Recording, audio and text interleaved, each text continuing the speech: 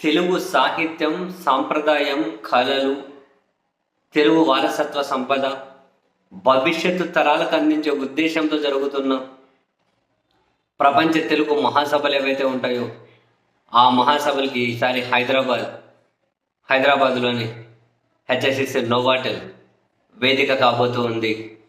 ప్రపంచ తెలుగు ద్వైవార్షిక 12వ మహాసభలు ఈ నెల 3వ తేదీ నుంచి 5వ తేదీ వరకు హైదరాబాద్లో జరగబోతూ ఉన్నాయి. ఈ వేదిక మీదకు ఆంధ్రప్రదేశ్ ముఖ్యమంత్రి నారా చంద్రబాబు నాయుడు గారి నుండి, తెలంగాణ ముఖ్యమంత్రి రేవంత్ రెడ్డి గారి దగ్గర నుండి, మాజీ ఉపరాష్ట్రపతి వెంకయ్య నాయుడు గారు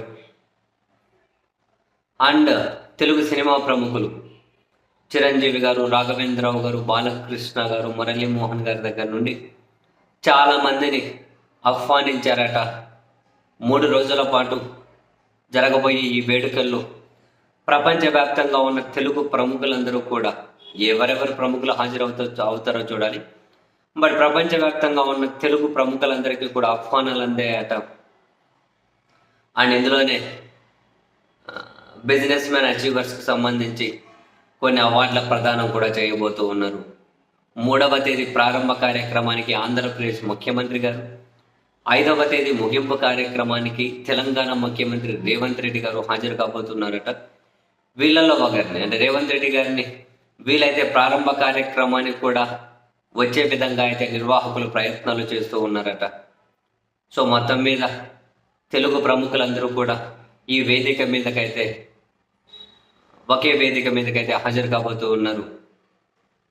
తెలుగు సినిమా నుండి ఎవరెవరు హాజరవుతారో చూడాలి. తెలుగు జాతి గొప్పతనం గురించి, తెలుగు జాతి సంప్రదాయం గురించి, తెలుగు సాహిత్యం గురించి ఇందులో పాల్గొనబోతున్నటువంటి ప్రముఖ వక్తలు ఇందులో లెక్చర్లు ఇవ్వబోతూ ఉన్నారు. తెలుగును కాపాడుకోవడం కోసం ఏవో సూచనలు, సలహాలు అయితే ఈ మహాసభ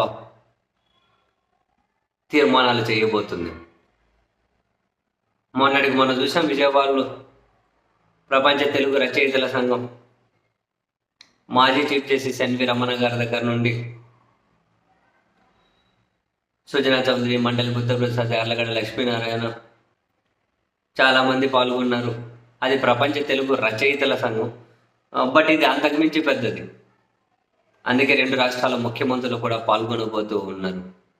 మరి ఎవరెవరు ప్రసంగించి ఎవరెవరు హాజరవుతారో చూద్దాం. అందరి ప్రముఖులుగా ఆహ్వానాలు అందే అన్నారు.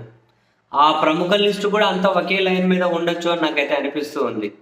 ఒకే లైన్ మీద ఉండొచ్చు అంటే దాని అర్థం మైట్ బి అర్థమైంది అనుకుంటాను మీకు.